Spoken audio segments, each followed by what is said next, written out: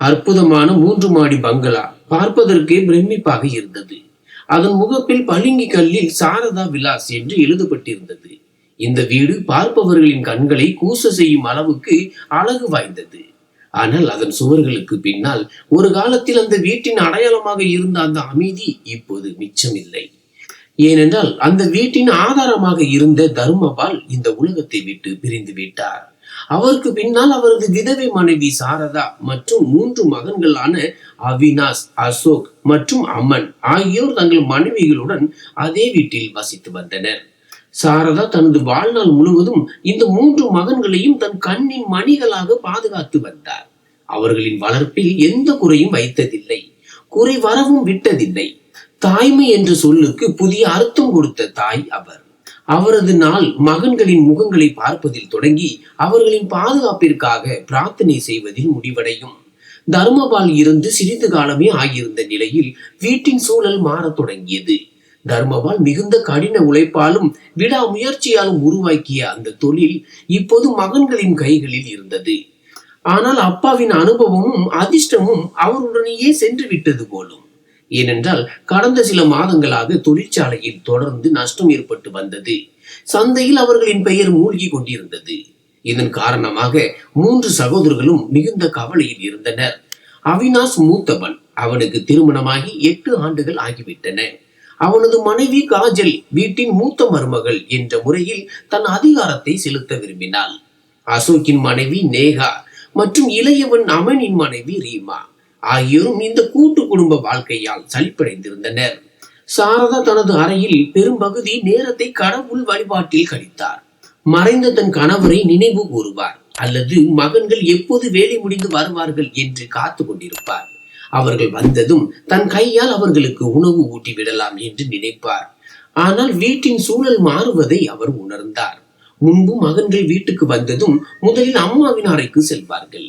ஆனால் இப்போது அவர்கள் நேரடியாக தங்கள் அறைகளுக்கு சென்று விடுகிறார்கள். மகன்களின் இந்த நடத்தை சாரதாவின் மனதில் ஒரு இனம் புரியாத பயத்தை ஏற்படுத்தி கொண்டிருந்தது. ஆனால் அவர் அமைதியாக இருந்தார். ஏனென்றால் அவர் தனது மகன்களை அளவற்ற அன்போடு நேசித்தார். தனது காரணமாக வீட்டில் எந்த பிரச்சனையும் ஏற்படக்கூடாது என்று நினைத்தார்.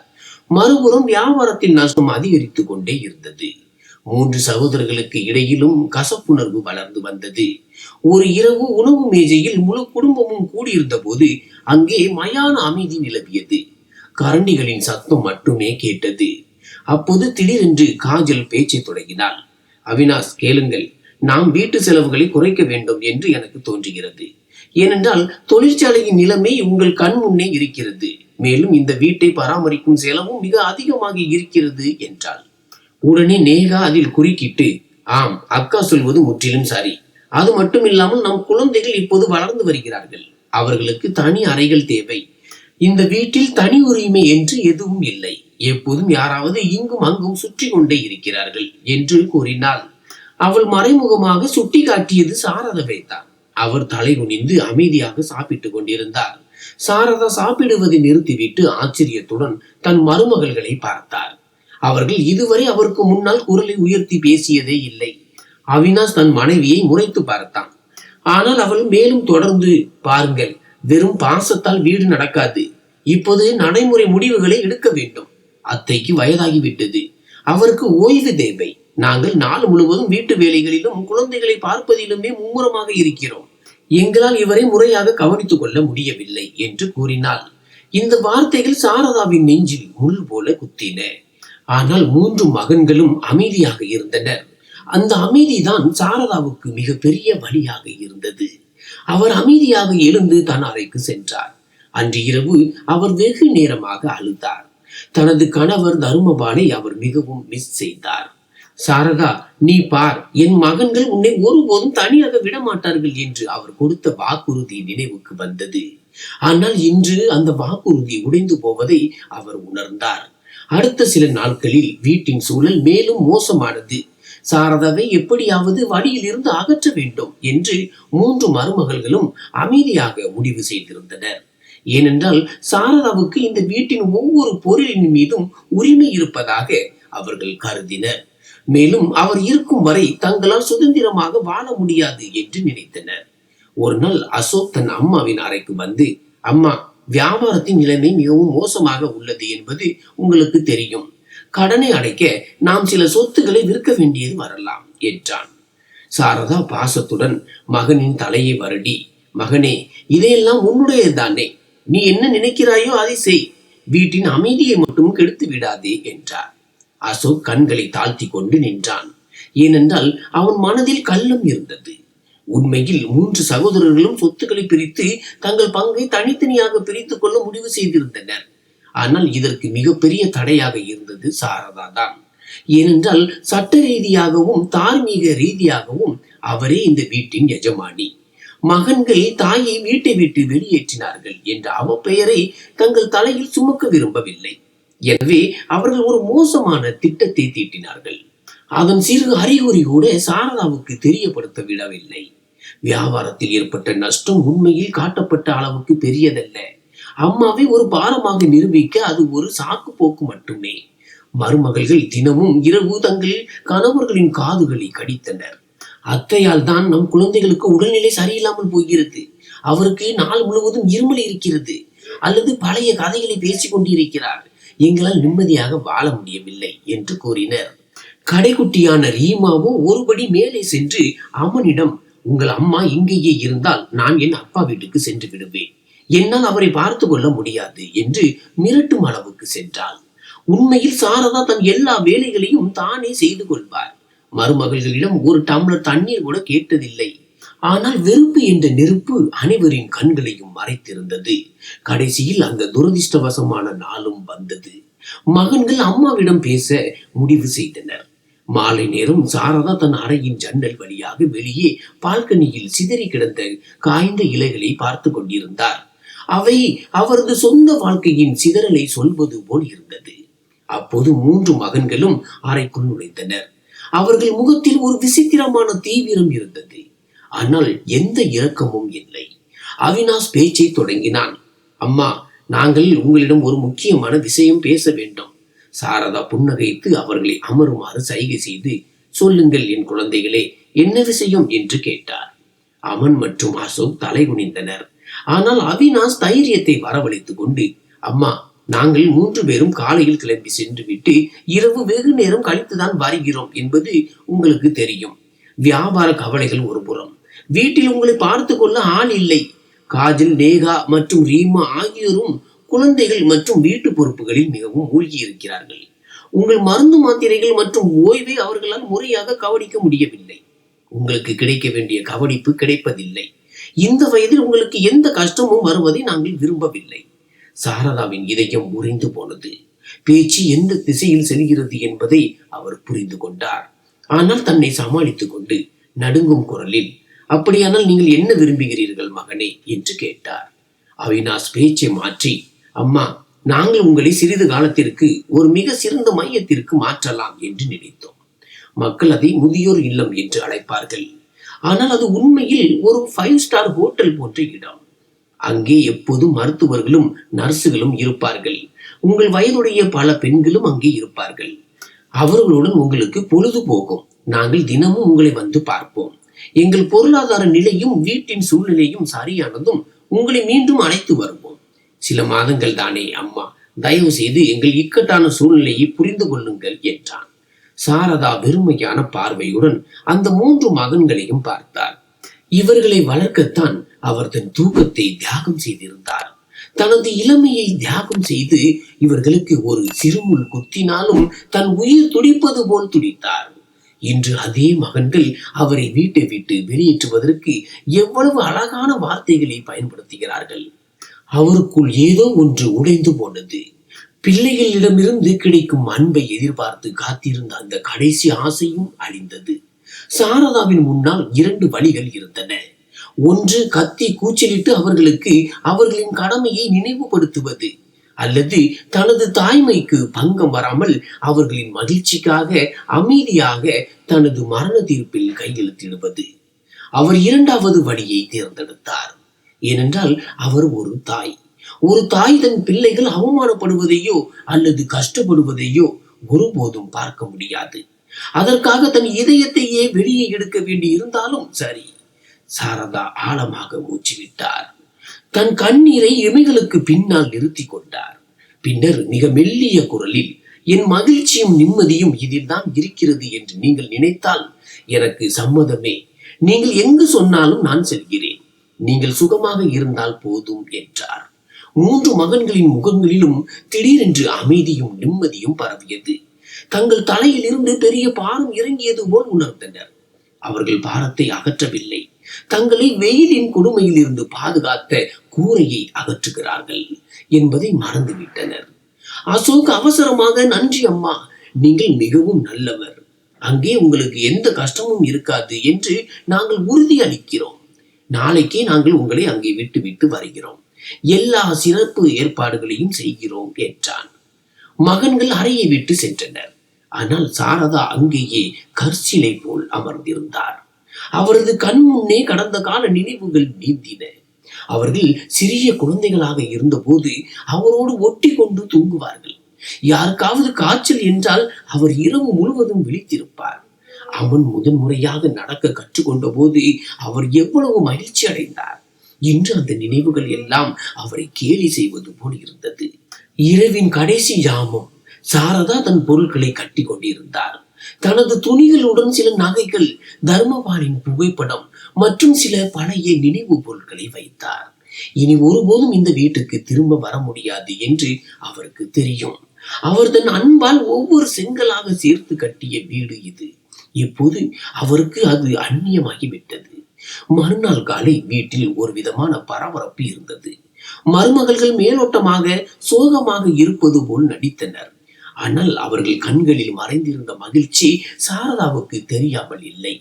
வண்டி தயாராக இருந்தது. அவினாஷ் ஓட்டுநர் இருக்கையில் அமர்ந்திருந்தான். மற்ற 2 சகோதரர்களும் பின் இருக்கையில் அமர்ந்தனர். சாரதா கடைசி முறையாக தன் வீட்டை பார்த்தார்.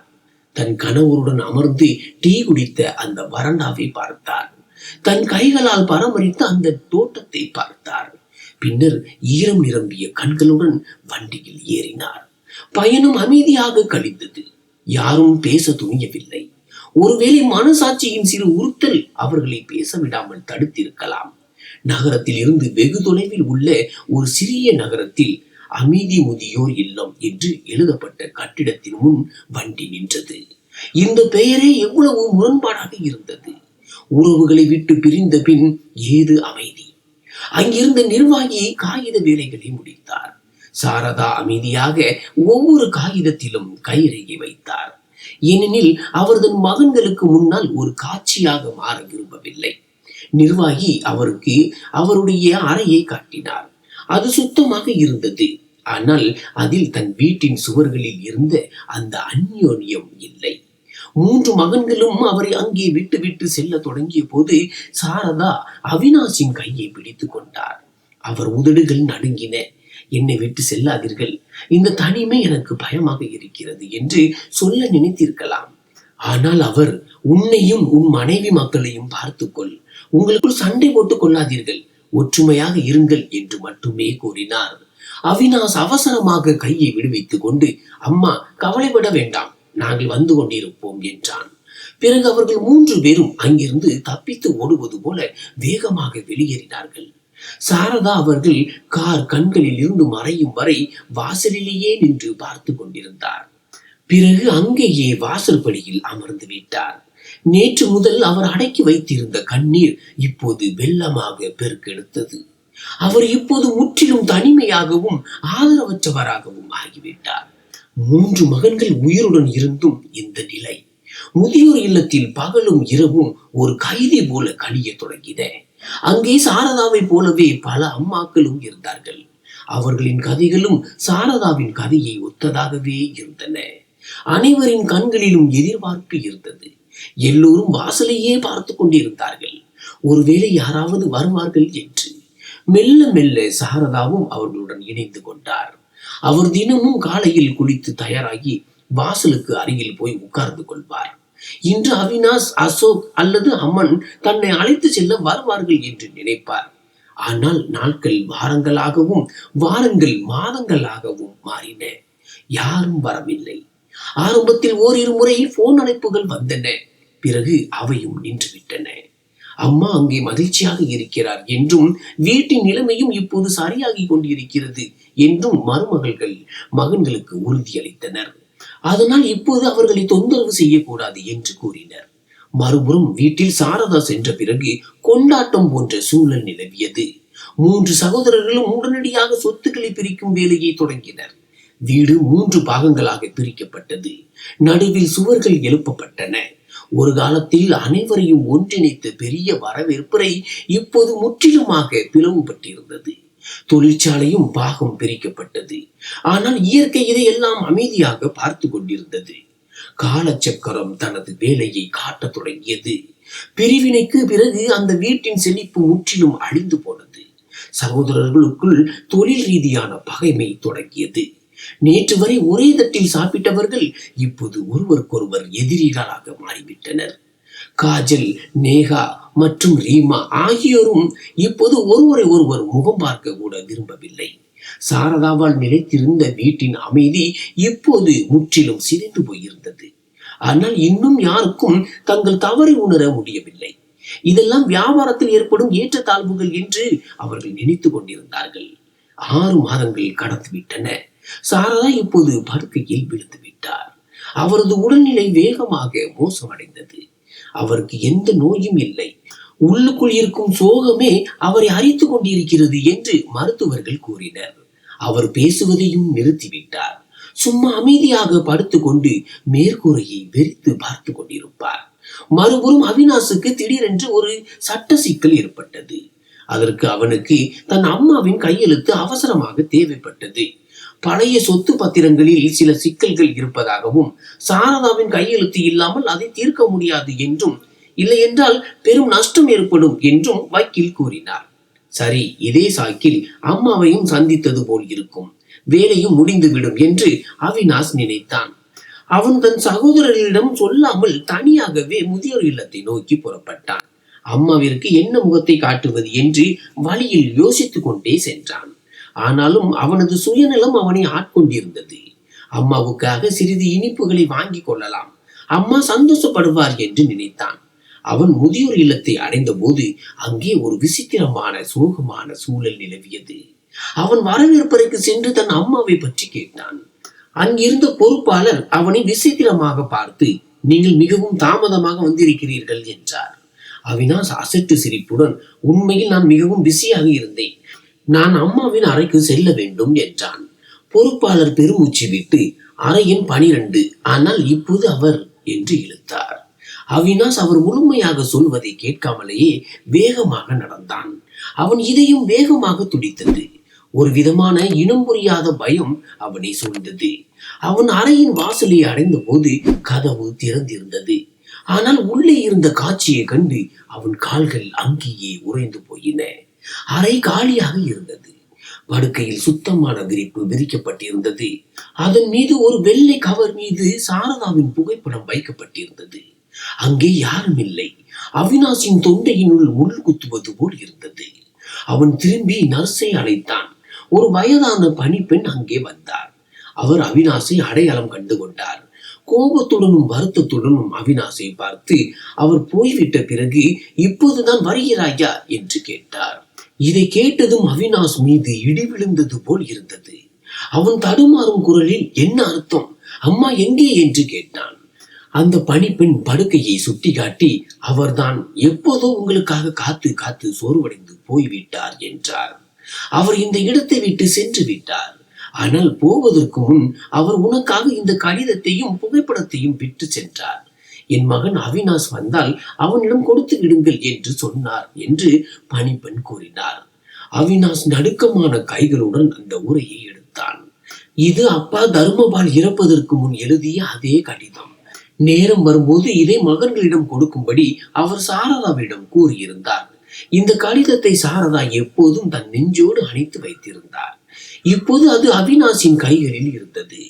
இந்த சிறிய காகித துண்டில் தன் வாழ்க்கையின் மிக பயங்கரமான உண்மை எழுதப்பட்டு இருக்கிறது என்பது அவனுக்கு தெரியாது. அது அவனது மொத்த உலகத்தையும் சிறகடிக்க போகும் ஒரு உண்மை. அவினாஷ் அந்த படுக்கையின் ஓரத்தில் அமர்ந்து உரையை திறந்தான். அவன் கைகள் பயங்கரமாக நடுங்கின. கண்களில் இருந்து கண்ணீர் தொடர்ந்து வழிந்தது. கடிதத்தின் முதல் வரியை படித்ததுமே அவன் காலடியில் இருந்து பூமி நழுவியது. அவினாஷின் கண்கள் அவன் அப்பா தன் கைகளால் எழுதிய அந்த வார்த்தைகளில் நிலைத்து நின்றன. கடிதத்தை படிக்க படிக்க அவன் உடலில் இருந்து உயிர் பிரிவது போல் இருந்தது. வரிகள் நகர நகர அவன் முகம் வெளிரி போனது. நெற்றியில் வியர்வை துளிகள் அரும்பின. அவை கண்ணீர் அல்ல, உருகிய ஈயம் அவன் காதுகளில் ஊற்றப்படுவது போல் இருந்தது. முழு கடிதத்தையும் படித்த பிறகும் காகிதத்தில் இருந்து பார்வையை விலக்கும் தைரியம் அவனுக்கு இல்லை. தலையை நிமிர்ந்து பார்த்தால் உலகம் அவனை விழுங்கிவிடும் என்பது போல் அவனுக்கு தோன்றியது. அவன் அதிர்ச்சியில் உறைந்து போயிருந்தான். உணர்ச்சிகளே இல்லாத ஒரு கற்சிலையை போல அவன் இருந்தான். அவன் மூளையில் ஒரு ஆழ்ந்த அமைதி நிலவியது. கடிகாரத்தின் டிக் டிக் சத்தம் கூட மெதுவாக கேட்டது. நர்ஸின் குரல் அவனுக்கு கேட்டது. வெளியே செல்லும் வாகனங்களின் சத்தமும் கேட்டது. ஆனால் அவனுக்குள் ஓடிக்கொண்டிருந்த அந்த புயல் அவன் மனதை சம்மட்டியால் அடிப்பது போல் இருந்தது.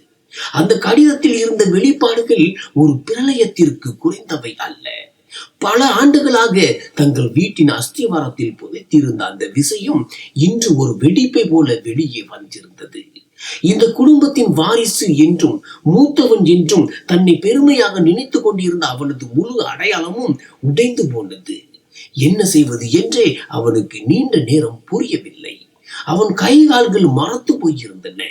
இதய துடிப்பு நெஞ்சை பிளந்து வெளியே வருவது போல் வேகமாக இருந்தது. குற்ற உணர்ச்சி, அவமானம் மற்றும் பயம் கலந்த ஒரு நிலையில் அவன் சிக்கி இருந்தான். தாங்கள் இவ்வளவு பெரிய ஏமாற்றத்தில் வாழ்ந்து வந்திருக்கிறோம் என்பதும், யாரை தூக்கி எறிந்தோமோ அவர்தான் உண்மையில் தங்கள் வாழ்க்கையை காப்பாற்றிக் கொண்டிருந்தார் என்பதும் எவ்வளவு பெரிய முரண் என்று அவன் நினைத்தான். தன் அம்மாவின் முகம் அவன் கண் முன்னே சுழல்வதை அவன் உணர்ந்தான். முதியோர் இல்லத்தில் கடைசியாக விட்டு சென்ற போது பார்த்த அந்த சுருக்கங்கள் நிறைந்த முகம் அப்போது அவர் கண்களில் எவ்வளவு இயலாமை இருந்ததோ அதை விட அதிகமான இயலாமை என்று அவன் இதயத்தில் இருந்தது.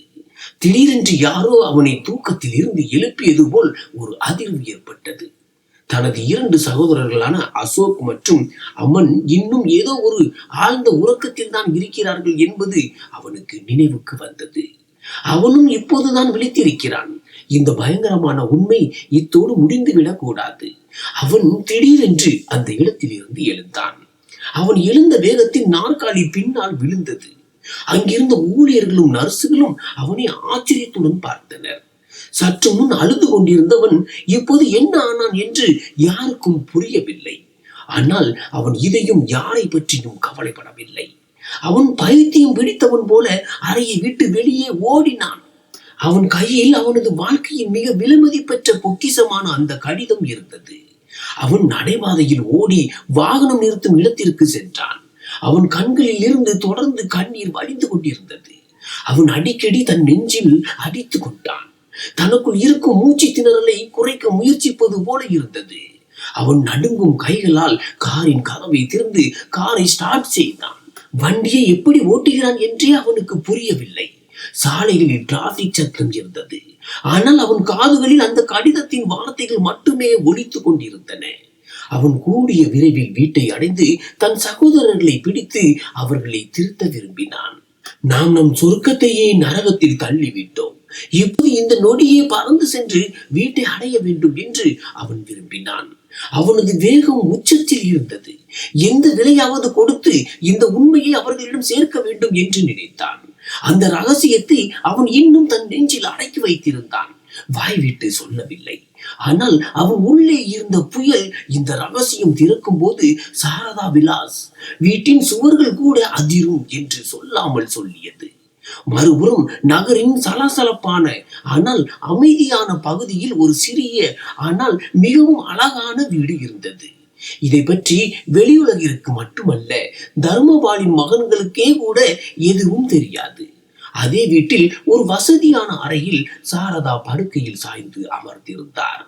ஒரு இளம் வேலைக்காரி ரேஸ்மா அவருக்கு கரண்டியால் சூப் ஊட்டி கொண்டிருந்தாள்.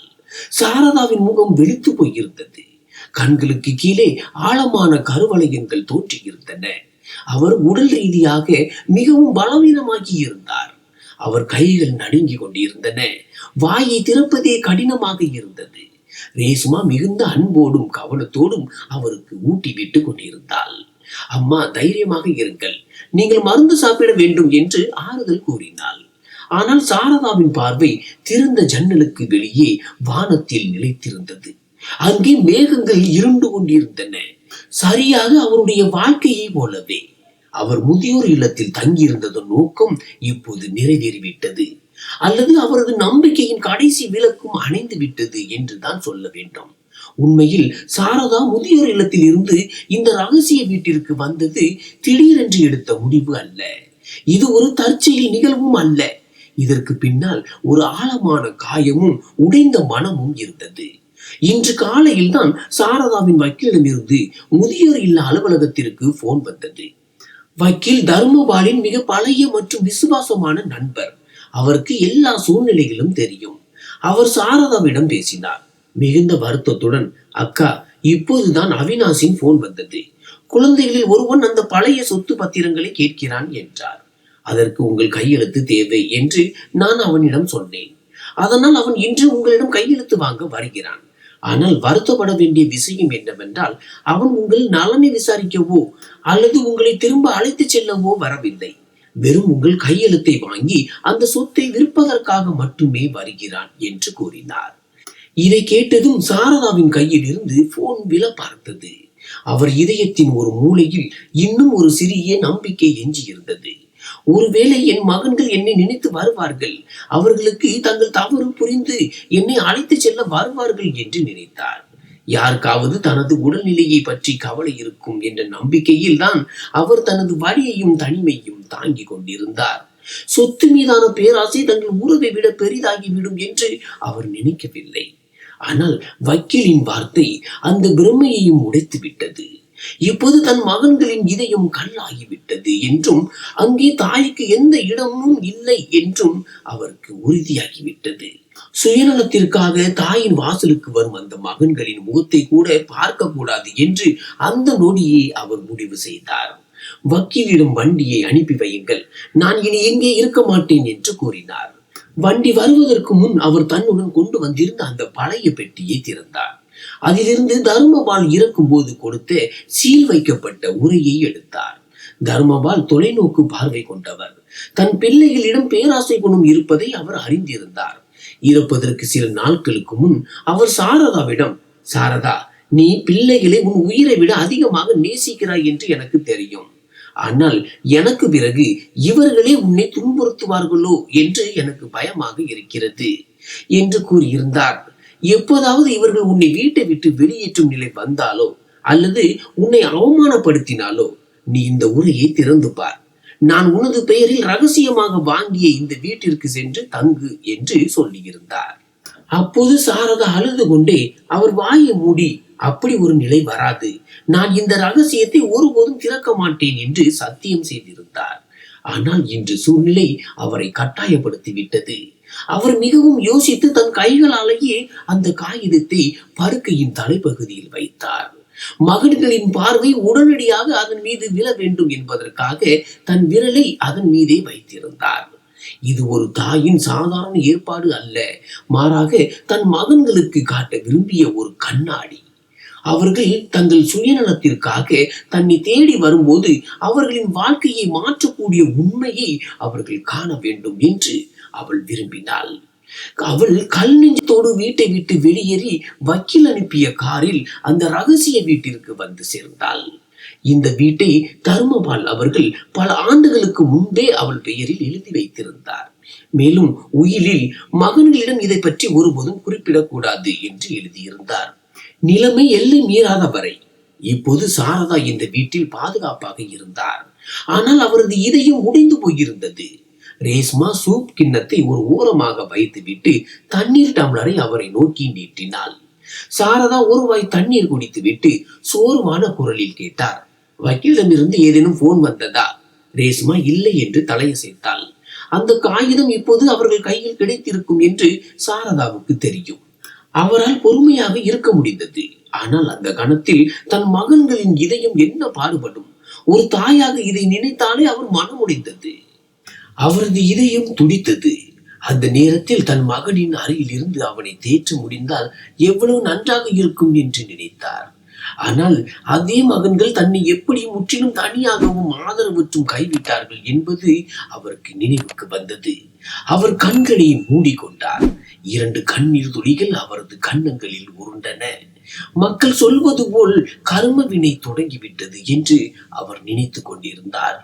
நான் எந்த உண்மையை மறைத்து வைத்திருந்தேனோ அது இப்போது புயலாக மாறி என்னை நோக்கி வருகிறது. மகன்களின் பைத்தியகாரத்தனமும் சாரதாவின் மௌனமும் இதற்கு சான்றாக இருந்தன. விதிகணக்கை கேட்கும் போது மனிதனின் திட்டங்கள் அனைத்தும் தவிடி பொடியாகிவிடும். சாரதா இனி ஒருபோதும் இந்த மகன்களின் வாழ்க்கையில் ஈடுபட போவதில்லை என்று முடிவு செய்திருந்தார். ஏனெனில் தாய்மையின் இந்த போராட்டத்தில் இன்று அவள் வெற்றி பெற்றிருந்தாள். இப்போது தனக்கு சொந்தம் இல்லாத தன் சொந்த மகன்கள் தன்னிடம் என்ன செய்தார்கள் என்பதை அவர் உலகுக்கு சொல்ல விரும்பவில்லை. ஆனால் இனிமேலும் அவமானத்தை தாங்கிக் கொள்ளவும் அவர் விரும்பவில்லை. அதனால் அவர் தன்னை முழுமையாக தனிமைப்படுத்திக் கொண்டார். மறுபுறம் அவினாஷின் கார் காற்றை கிழித்துக் கொண்டு நகரத்தின் இரைச்சலை பின்னுக்கு தள்ளிவிட்டு வீட்டை நோக்கி சென்று கொண்டிருந்தது. அவனது மூளை மரத்து போயிருந்தது. இந்த ஒரு விஷயம் மட்டுமே அவன் மனதில் மீண்டும் மீண்டும் சுழன்றது. எப்போது வீடு போய் சேருவான்? எப்போது அவன் தன் சகோதரர்கள் முன் அந்த காகிதத்தை காட்டி, சொல்லுங்கள் இப்போது நாம் என்ன செய்வது என்று கேட்பான்? அவனிடம் இலக்கை எதுவும் இல்லை. ஏனென்றால் அவர்கள் ஏற்கனவே எல்லாவற்றையும் இழந்து விட்டார்கள். கடிதத்தில் எழுதப்பட்ட விஷயங்கள் அவன் மனதில் ஒலித்துக் கொண்டிருந்தன. ஒவ்வொரு வார்த்தையும் அவன் ஆன்மாவில் சாட்டையடியாய் விழுந்தது. முதியோர் இல்லத்தின் தூசியை சுவாசிக்க அவர்கள் விட்டு சென்ற அவர்கள் அம்மா ஒரு சாதாரண பெண் அல்ல என்பது இப்போது அவனுக்கு தெரிந்துவிட்டது. அவள் அவர்கள் தலைக்கு மேல் ஒரு நிழல் போல இருந்தாள். இப்போது அவளுடைய உண்மையான முகம் வெளிச்சத்துக்கு வந்துவிட்டது. ஆனால் இதையெல்லாம் தன் சகோதரர்கள் முன்னிலையிலேயே சொல்ல அவன் விரும்பினான். அப்போதுதான் அவனுக்கு நேர்ந்த அதே கதி அவர்களுக்கும் நேரும். அவன் இப்போது குடித்த விஷத்தை தன் சகோதரர்களின் தொண்டையிலும் இறக்க விரும்பினான். அப்போதுதான் செய்யப்பட்ட குற்றத்தின் சுமையை அனைவரும் சேர்ந்து சுமக்க முடியும். கார் வீட்டின் வாசலுக்கு வந்ததும் காவலாளி கதவை திறக்க சற்று தாமதமானது. இதனால் அவினாஷ் ஹாரன் மீது கையை வைத்து தொடர்ந்து அடித்துக் கொண்டே இருந்தான். இன்று அவன் சாதாரணமாக இல்லை என்பது அவனது இந்த நடவடிக்கையிலிருந்து தெளிவாக தெரிந்தது. கேட்டு திறந்ததும் வண்டியை உள்ளே விட்டு டயர்களின் கீச்சு குரலுடன் போர்டிகோவில் பிரேக் போட்டான். வீட்டிற்குள் இருந்த காஜல், நேகா மற்றும் ரீமா ஜன்னல்கள் வழியாக இந்த காட்சியை பார்த்தனர். அவினாஷுக்கு திடீரென என்ன ஆனது என்று ஆச்சரியப்பட்டார்கள். அவன் இன்று மிகவும் அமைதியான மனதுடன் தானே சென்றான். பிறகு ஏன் இந்த பைத்தியகாரத்தனம்? வண்டியிலிருந்து இறங்கியதும் அவன் கால்கள் தள்ளாடின. டை தளர்ந்திருந்தது மற்றும் முகம் களைந்து போயிருந்தது. அவன் கத்தி கொண்டே உள்ளே நுழைந்தான். அசோக், அமன், வெளியே வாருங்கள், எல்லோரும் வெளியே வாருங்கள். அவனது குரலின் கூர்மையால் வீடு முழுவதும் அதிர்ந்தது. 3 மனைவிகளும் பயந்து கொண்டே தங்கள் அறைகளை விட்டு வெளியே வந்தார்கள். அசோக் மற்றும் அமன் கூட ஏதோ பெரிய விபத்து நடந்து விட்டது அல்லது தொழிற்சாலையில் தீ விபத்து ஏற்பட்டுள்ளது என்று நினைத்து பயந்து தங்கள் அறைகளில் இருந்து கீழே ஓடி வந்தார்கள். தொழிற்சாலையில் அல்ல, எல்லாவற்றையும் சாம்பலாக்க போகும் தீ தங்கள் வாழ்க்கையில் பற்றி எரிந்து கொண்டிருக்கிறது என்பது அவர்களுக்கு தெரியாது. மறுபுறம் அந்த அறிமுகம் இல்லாத ஆனால் அமைதியான வீட்டின் திறந்த அறையில் சாரதா இன்னும் தன் நினைவுகளின் கடலில் மூழ்கி இருந்தார். ஜன்னலுக்கு வெளியே மழை பெய்ய தொடங்கி இருந்தது. துளிகளின் சத்தம் சூழலை இன்னும் சோகமாக்கியது. நர்ஸ் அவருக்கு மருந்து கொடுத்து விட்டு சென்றிருந்தார். இப்போது அவர் தனியாக இருந்தார். இந்த தனிமை அவரை கடந்த கால நாட்களை நோக்கி ஏன் இழுத்து சென்றது? அவர் தைரியமாக தனக்குள் பூட்டி வைத்திருந்த விஷயங்கள் அவை. அவர் இளமையாக இருந்த மற்றும் உலகின் அனைத்து வசதிகளுடன் அவரிடம் இருந்த நாட்களை தவிர குழந்தை பாக்கியம் இல்லாத அந்த நாட்கள் அவர் கண் முன் நிழலாடின. சாரதா ஒரு மிகப்பெரிய ஜமீன் குடும்பத்தின் ஒரே வாரிசு. செல்வம் கொட்டி கிடந்தது. ஆனால் இயற்கையோ அவரது மடியை நிரப்ப முடிவு செய்யவில்லை. அவரது முதல் திருமணம் அவரது செல்வத்தை மட்டுமே விரும்பிய ஒரு நபருடன் நடந்தது. ஆனால் சாரதாவுக்கு குழந்தை பிறக்காது என்று தெரிந்ததும் அவர் கிண்டல் மற்றும் அவமானங்களை செய்ய தொடங்கினார். மகப்பேறு இல்லாதவள் என்ற ஏச்சி பேச்சை தினமும் கேட்க வேண்டியிருந்தது. இறுதியில் அந்த திருமணம் தோல்வி அடைந்தது. விவாகரத்து என்ற கரையுடன் அவர் தன் தாய் வீட்டு அரண்மனைக்கு திரும்பினார். அவரது வாழ்க்கையில் தர்மபால் வந்தார்.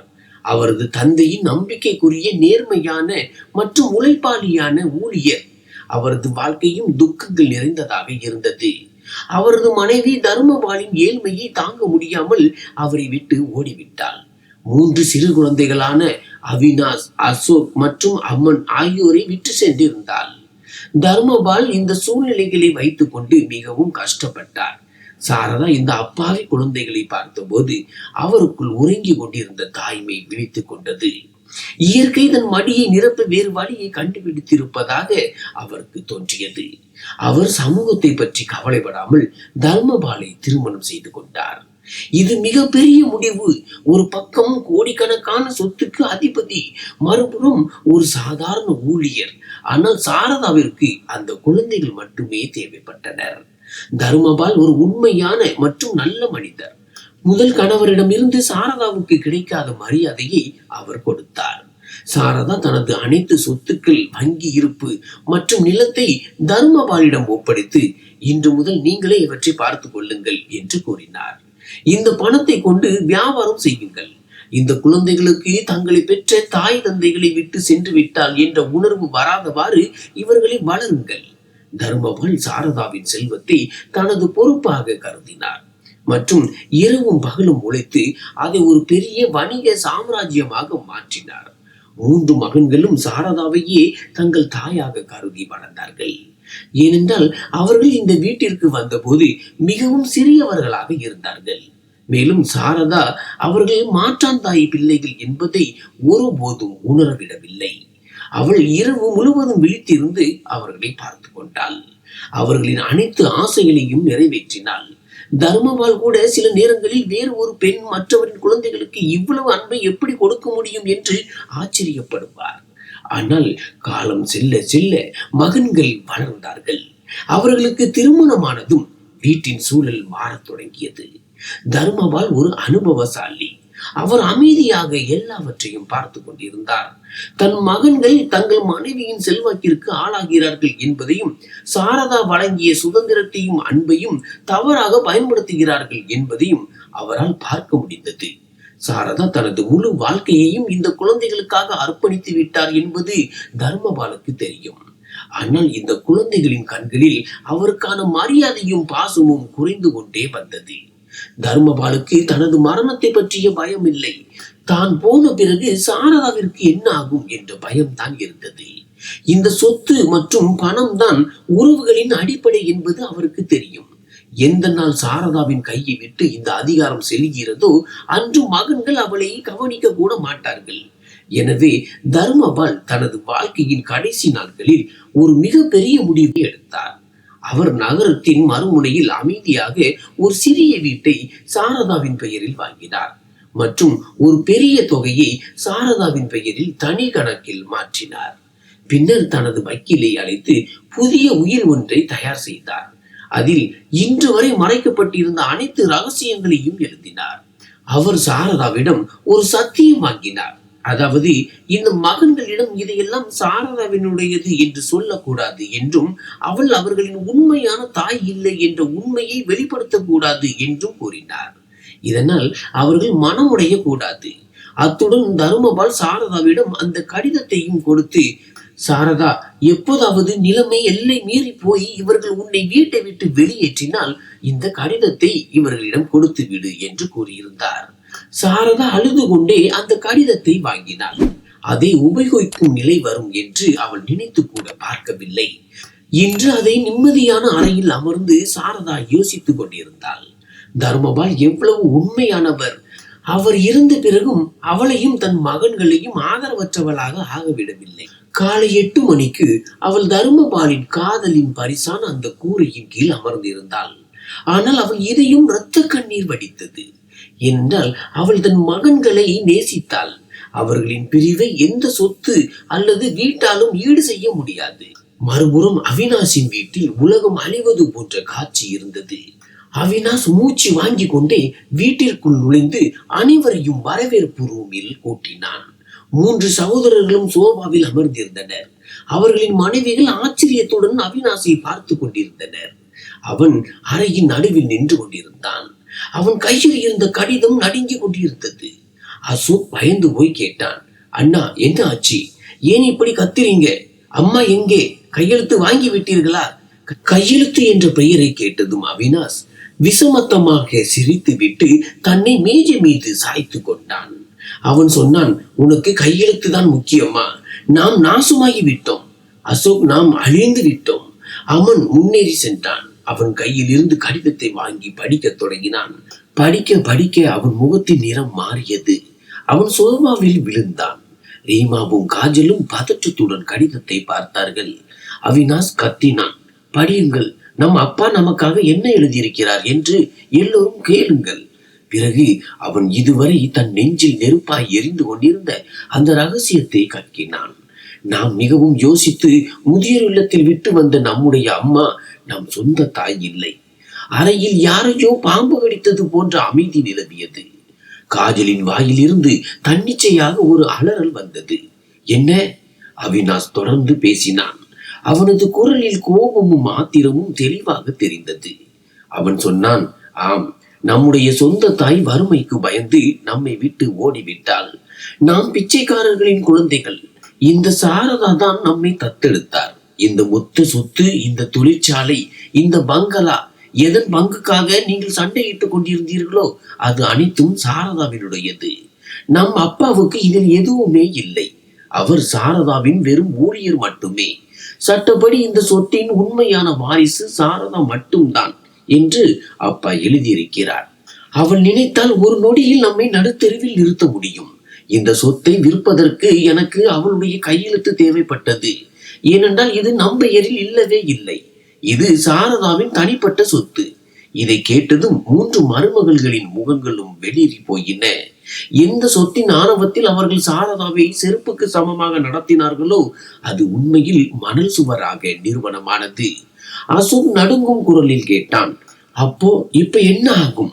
அவினாஷ் தலையை பிடித்து கொண்டு தரையில் அமர்ந்தான். இனி எதுவும் நடக்காது. அப்பா கடைசியாக எழுதியிருக்கிறார்.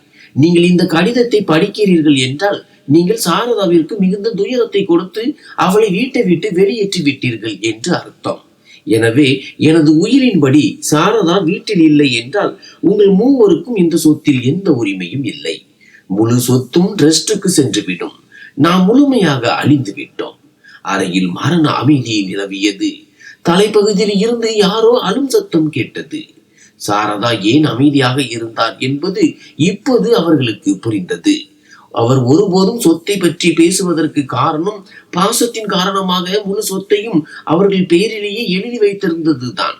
ஆனால் மகன்களே அவரை நிராகரித்த போது இயல்பாகவே அவர் அனைத்தையும் திரும்ப பெற்றுக் கொண்டார். இந்த உணர்வு அவர்களுக்கு மிகவும் ஆழமாகவும் பயங்கரமாகவும் இருந்தது. எந்த பணத்துக்காக மகன்கள் தங்கள் தாயை தனியாக போகும்படி விட்டார்களோ அதே பணம் தாயுடன் என்றென்றும் போய்விட்டது. திடீரென்று அவினாஷ் எழுந்து சொன்னான், நாம் அம்மாவை கண்டுபிடிக்க வேண்டும். நாம் அவரிடம் மன்னிப்பு கேட்க வேண்டும். அவர் மட்டுமே நம்மை காப்பாற்ற முடியும். 3 சகோதரர்களும் பைத்தியம் பிடித்தவர்கள் போல் முதியோர் இல்லத்தை நோக்கி ஓடினார்கள். ஆனால் அங்கு சென்றதும் காலம் கடந்து விட்டது என்று அவர்களுக்கு தெரிந்தது. அவர்கள் சென்று விட்டதாகவும் தனது புதிய முகவரியை யாருக்கும் கொடுக்க கூடாது என்று கடுமையான உத்தரவு பிறப்பித்துள்ளதாகவும் இன்சார்ஜ் குளிர்ந்த குரலில் கூறினார். 3 சகோதரர்களும் வக்கீலிடம் சென்றனர். ஆனால் வக்கீலும் அவர்களை சந்திக்க மறுத்துவிட்டார். முதலாளி அம்மா இனி யாரையும் சந்திக்க விரும்பவில்லை.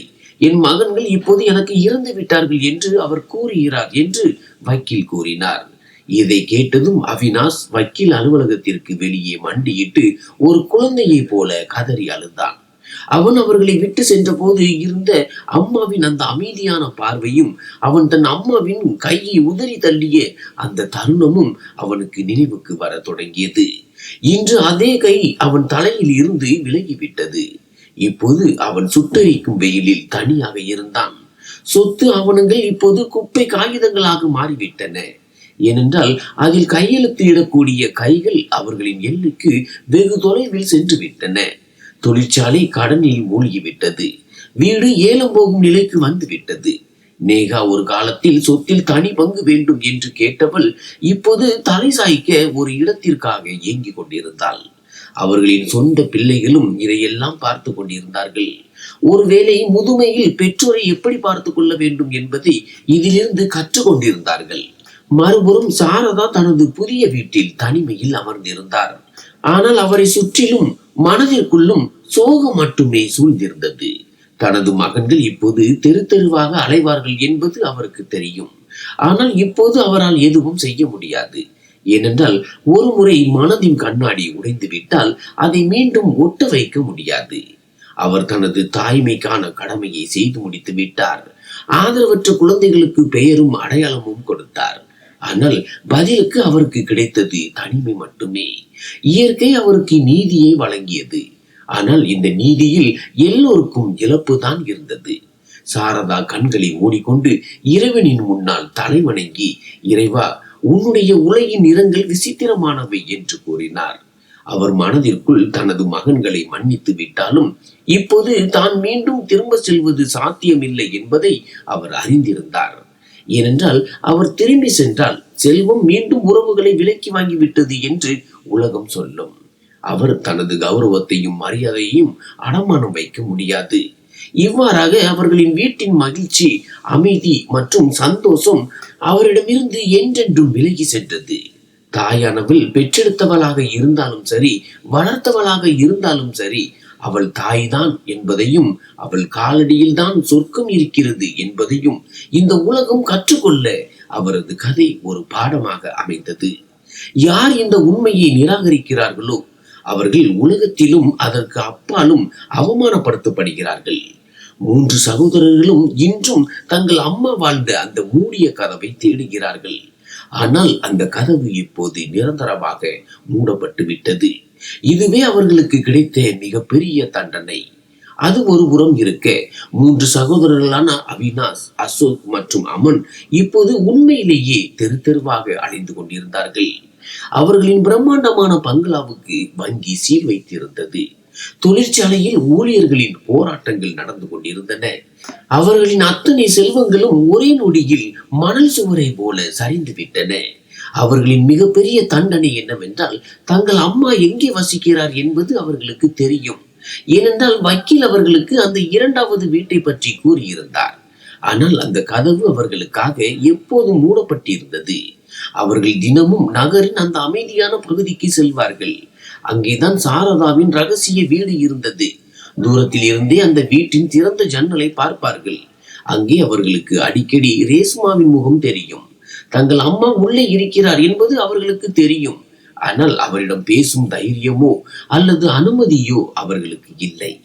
ஒரு மாலை வேளையில் பலத்த மழை பெய்து கொண்டிருந்த போது அவினாஷ் வீட்டின் வாசலில் விழுந்தான். அவன் அலறினான். அம்மா, நீங்கள் உள்ளே இருக்கிறீர்கள் என்று எனக்கு தெரியும். நான் அழிந்து விட்டேன். அம்மா, தயவு செய்து என்னை ஒரு முறை பாருங்கள். அசோக்கும் அமனும் அவனை தூக்கினார்கள். அவர்களிடம் இப்போது வீடும் இல்லை, பணமும் இல்லை, மரியாதையும் இல்லை. ஒரு காலத்தில் ராணிகளை போல வாழ்ந்த அவர்களின் மனைவிகளான காஜல், நேகா மற்றும் ரீமா ஆகியோர் இப்போது ஒரு சிறிய வாடகை வீட்டில் குழந்தைகளுடன் சிரமப்பட்டு வாழ்ந்து வந்தனர். பேராசை அவர்களை எந்த அளவுக்கு குருடாக்கி இருந்தது என்றால், இப்போது தங்கள் சொந்த பிள்ளைகளின் கண்களை சந்திக்கவே அவர்கள் வெட்கப்பட்டார்கள். தங்கள் பாட்டியிடம் இப்படி நடந்து கொண்டதனால் தங்கள் குழந்தைகள் தங்களை வெறுப்புடன் பார்க்கிறார்கள் என்பது அவர்களுக்கு தெரியும். இங்கே ரகசிய வீட்டிற்குள் சாரதா ஜன்னலை மூடிவிட்டார். ரேசுமா அவருக்கு ஆறுதல் கூறினாள். எஜமானி அம்மா, நீங்கள் கவலைப்படாதீர்கள். அவர்கள் தங்கள் கரும வினையை அனுபவிக்கிறார்கள். சாரதா ஒரு பெருமூச்சு விட்டார். ரேஸ்மா, ஒரு தாய்க்கு தன் மகன்கள் கஷ்டப்படுவதை பார்ப்பதுதான் மிகப்பெரிய தண்டனை. நான் கதவை மூடி இருக்கிறேன், ஆனால் என் மனதின் கதவு இன்னும் திறந்தே இருக்கிறது. அவர்கள் தங்கள் தண்டனையை முழுமையாக அனுபவிக்க வேண்டும் என்று நான் விரும்புகிறேன். ஆனால் அவர்கள் முற்றிலுமாக உடைந்து போவதை நான் விரும்பவில்லை. ஒரு வாரம் கழித்து அவினாஷ், அசோக் மற்றும் அமன் ஆகியோருக்கு வக்கீலிடமிருந்து எதிர்பாராத ஒரு அழைப்பு வந்தது. வக்கீல் அவர்களை தனது அலுவலகத்திற்கு அழைத்தார். 3 சகோதரர்களும் கிழிந்த பழைய ஆடைகளில் வெட்கத்துடனும் சோகத்துடனும் அங்கே சென்றடைந்தனர். அவர்களை பார்த்ததும் வக்கீல் தலை குனிந்தார். சாரதா என் மூலம் ஒரு செய்தியை அனுப்பியுள்ளார் என்றார். 3 சகோதரர்களும் ஆர்வத்துடனும் பயத்துடனும் நிமிர்ந்து உட்கார்ந்தனர். வக்கீல் தனது கண்ணாடியை சரி செய்து கொண்டே கூறினார், எஜமானி அம்மா என்ன சொல்கிறார் என்றால், சட்டப்படி இப்போதும் இந்த மொத்த சொத்துக்கும் அவரே உரிமையாளர். இந்த சொத்து தர்மபால் அவர்களின் கடின உழைப்பால் உருவானது என்பதால் இதை அழிய விட மாட்டார். அவினாஷ் நடுங்கும் குரலில் கேட்டான், அப்படி என்றால் அவர் திரும்பி வருகிறாரா? இல்லை என்று வக்கீல் உறுதியாக கூறினார். ஆனால் அவர் ஒரு நிபந்தனை வைத்துள்ளார். தொழிற்சாலையும் பங்களாவும் விற்கப்படும் நிலையில் உள்ளன. இந்த பொருட்கள் ஏலம் போவதை அவர் அனுமதிக்க மாட்டார். மாறாக தனது சொந்த கணக்கில் இருந்து பெரும் தொகையை செலுத்தி அனைத்து கடன்களையும் அடைத்து விடுவார் என்று முடிவு செய்துள்ளார். அசோக்கின் கண்களில் கண்ணீர் வந்தது. அம்மா நம்மை காப்பாற்றி விட்டார். முழுமையாக இல்லை என்று வக்கீல் கூறினார். சாரதா தொழிற்சாலையையும் பங்களாவையும் தன் பெயரில் ஒரு தர்ம அறக்கட்டளையாக மாற்றியுள்ளார். அதன் பெயர் தர்மபால் சாரதா நினைவு அறக்கட்டளை. இந்த அறக்கட்டளை சமூக நலனுக்காக செயல்படும். அமன் கேட்ட நாங்கள். வக்கீல் ஒரு உரையை எடுத்துக்கொண்டே கூறினார், சாரதா எழுதியிருக்கிறார், நீங்கள் மூவரும் தர்மபாலின் வியாபாரத்தை நடத்துவதில் பல வருடங்களை செலவிட்டுள்ளீர்கள். எனவே இப்போதும் தொழிற்சாலையின் நிர்வாகத்திற்கு நீங்களே மிகவும் பொருத்தமானவர்கள். ஆனால் இப்போது நீங்கள் முதலாளிகள் அல்ல, ஊழியர்கள். 3 சகோதரர்களும் அதிர்ச்சியில் உறைந்தனர். வக்கீல் தொடர்ந்து கூறினார், நீங்கள் மூவரும் இப்போது அறக்கட்டளைக்காக வேலை செய்ய வேண்டும் என்று சாரதா விரும்புகிறார். தொழிற்சாலையின் அனைத்து லாபமும் இப்போது அறக்கட்டளை மூலம் அனாதைகள் மற்றும் ஏழைகளுக்காக செலவிடப்படும். நீங்கள் கண்ணியமாக வாழ தேவையான அளவு சம்பளம் மட்டுமே உங்களுக்கு கிடைக்கும். நீங்கள் இந்த திட்டத்தை ஏற்றுக்கொண்டால் உங்களுக்கு மீண்டும் வேலை கிடைக்கும். உங்கள் குழந்தைகளுக்கு தலை சாய்க்க ஒரு இடம் கிடைக்கும். இது தண்டனையை விட ஒரு விடுதலையாகவே இருந்தது. 3 சகோதரர்களும் உடனடியாக அந்த திட்டத்தை ஏற்றுக்கொண்டனர். அவர்களின் அகங்காரம் இப்போது சுக்கு நூறாக உடைந்தது. ஆனால் குறைந்தபட்சம் அவர்களின் வாழ்க்கை மீண்டும் ஒரு சீரான பாதைக்கு திரும்பும் வாய்ப்பு கிடைத்தது. அடுத்த நாளில் இருந்து அவினாஷ், அசோக் மற்றும் அமன் ஆகியோர் புதிய முயற்சியுடன் வேலையை தொடங்கினர். அவர்கள் இப்போது உரிமையாளர்கள் அல்ல, அர்ப்பணிப்புள்ள ஊழியர்கள். அவர்கள் தங்கள் பழைய ஆடம்பரத்தை விட்டுவிட்டு இறங்கி வேலை செய்ய வேண்டியிருந்தது. தொழிற்சாலை நிர்வாகத்தை மட்டுமல்லாமல் அறக்கட்டளையின் சமூக பணிகளையும் கவனிக்க அவர்கள் இரவு வெகு நேரம் வரை தொழிற்சாலையில் தங்கியிருந்தனர். அவர்களின் மனைவிகளும் இந்த மாற்றத்தில் அவர்களுடன் இருந்தனர். காஜல், நேகா மற்றும் ரீமா ஆகியோர் இப்போது அறக்கட்டளையின் தலைமையிடமாக மாறியிருந்த அந்த பங்களாவின் ஒரு சிறிய பகுதியில் வசித்தனர். தங்கள் மாமியாரை போலவே அவர்களும் இப்போது அறக்கட்டளையின் நிகழ்ச்சிகளில் தீவிரமாக பங்கேற்றனர். அனாதை குழந்தைகளுக்கு சமைப்பது மற்றும் முதியவர்களுக்கு மருந்து ஏற்பாடு செய்வது என அவர்கள் உழைத்தனர். தங்கள் சொந்தம் என்று அவர்கள் நினைத்த அந்த செல்வம் உண்மையில் தங்கள் தாயின் அன்பு மற்றும் தியாகத்தின் பலன் என்பதை அவர்கள் ஒவ்வொரு கணமும் உணர்ந்தனர். இப்போது அவர்கள் தங்கள் உழைப்பால் சம்பாதித்த குறைந்த சம்பளத்தில் குடும்பத்தை நடத்தும் போது தங்கள் தாயின் தியாகங்கள் அவர்களுக்கு புரிந்தன. 1 வருடம் உருண்டோடியது.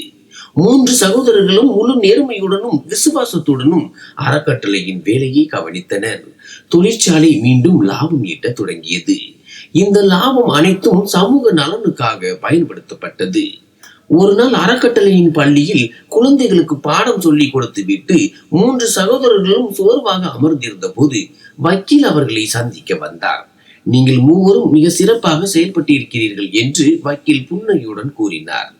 எஜமானி அம்மா உங்கள் வேலையில் திருப்தி அடைந்துள்ளார். அசோக் கேட்டான், வக்கீல் சார், இப்போது அம்மா எங்களை ஒரு முறை பார்க்க அனுமதிப்பாரா? வக்கீல் அவர்களிடம் ஒரு காகிதத்தை கொடுத்தார். சாரதா இப்போது உங்களை சந்திப்பதாக கூறியுள்ளார். ஆனால் நீங்கள் அவரிடம் ஒரு உறுதிமொழி அளிக்க வேண்டும்.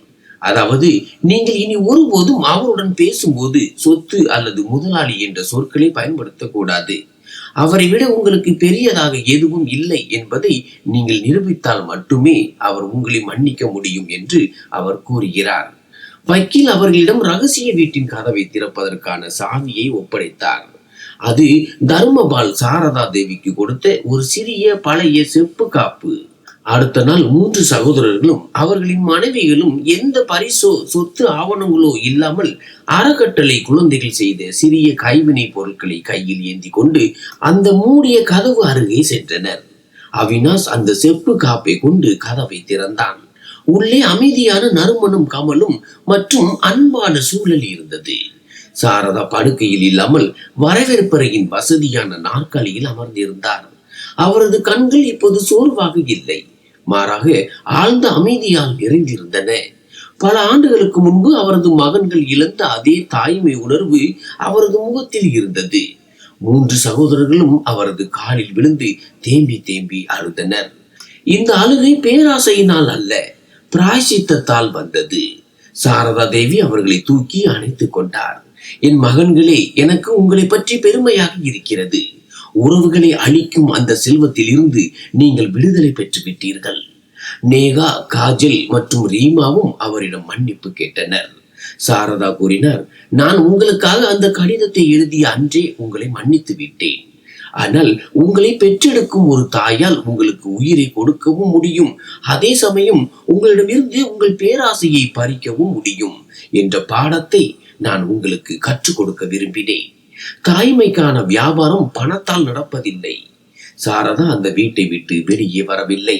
ஆனால் இப்போது அந்த கதவு எப்போதும் திறந்திருந்தது. 3 சகோதரர்களும் இப்போது சம்பளத்திற்கு மட்டுமே வேலை செய்கிறார்கள். ஆனால் அவர்கள் முன்பை விட இப்போது மிகவும் மகிழ்ச்சியாகவும் திருப்தியாகவும் இருந்தார்கள். அவர்களின் மிகப்பெரிய மகிழ்ச்சி என்னவென்றால், அவர்களின் தாய் அவர்களை மன்னித்து விட்டார். இப்போது அவர்கள் எந்த நிபந்தனையும் இன்றி அவரிடம் செல்ல முடியும். அவர்களின் பங்களாவும் தொழிற்சாலையும் இப்போது சமூக நல மையங்களாக மாறிவிட்டன. அவர்களின் குழந்தைகள் இப்போது தங்கள் தாத்தா பாட்டியின் பெயரில் உள்ள அறக்கட்டளை பள்ளியில் படித்து மனித விழுமியங்களை கற்றுக்கொள்கிறார்கள். சாரதாவின் கதை உலகிற்கு ஒரு அழியாத பாடமாக மாறியது. அம்மாவின் அன்பு என்பது விலைமதிப்பற்ற பொக்கிஷம். அதற்கு முன்னால் உலகின் அனைத்து செல்வங்களும் அற்பமானவை. யார் தன் தாயின் மரியாதையை நிராகரிக்கிறாரோ அவர் செல்வத்தை மட்டுமல்லாமல் தனது ஆன்மாவையும் வாழ்க்கையின் உண்மையான மகிழ்ச்சியையும் இழக்கிறார். பெற்றோரை மதிப்பதுதான் ஒரு மனிதனின் மிகப்பெரிய செல்வம் மற்றும் கர்மம். 3 சகோதரர்களும் இப்போதும் அந்த மூடிய கதவுக்கு அருகே செல்கிறார்கள். ஆனால் இப்போது அந்த கதவு அவர்களுக்கு தண்டனை அல்ல, மாறாக அன்பு மற்றும் ஆசீர்வாதத்தின் சின்னமாகும். நன்றி.